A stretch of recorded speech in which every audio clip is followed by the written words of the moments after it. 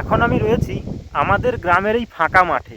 তো যেহেতু মাঠ ফাঁকা তাই প্রচণ্ড কিন্তু বাতাস দিচ্ছে। এখন আমাদের এখনও চাষের কাজ কিন্তু শুরু হয়নি, এই শীতকালের ফসল কাটা হয়েছে। তো এখন মাঠ কিন্তু পুরোপুরি খালি। এবারে কিছুদিন পর আমাদের আবার জমিনগুলো পুনরায় ন্যাগল হবে।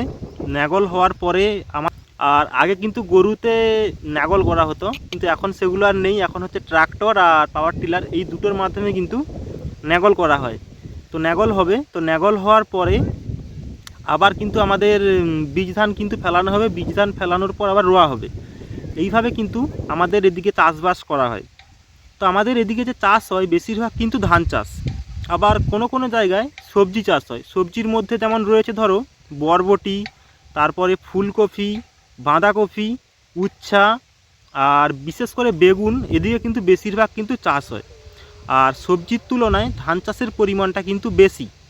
ধানের মধ্যে হয় যেমন ধরো বাদশা ভোগ, তারপরে রয়েছে তিয়াশা, সুধা গোল্ড, মাম্পি গোল্ড, লাল স্বর্ণ। এছাড়াও কিন্তু অনেক হাইব্রিড ধান রয়েছে আমার জানা। আমি কয়েকটি ধান কিন্তু তোমাদের বললাম।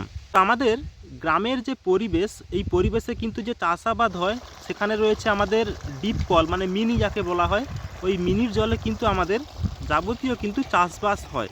এখন যেহেতু ফাঁকা মাঠ, তো সেই কারণে মানে অনেকে গরু ছাগল এই বিলে চড়াচ্ছে বা কেউ ধান রোদে দিচ্ছে। আর যেহেতু কিছুদিন পর ন্যাগল হবে, তো তাই আমাদের এই যে ফাঁকা মাঠে আমাদের বাড়িতে যে গরু থাকে তার যে গোবর সার এই মাঠে কিন্তু ফেলানো আছে, যাতে আমাদের মাটির উর্বরতাটা কিন্তু অনেকটাই বাড়ে।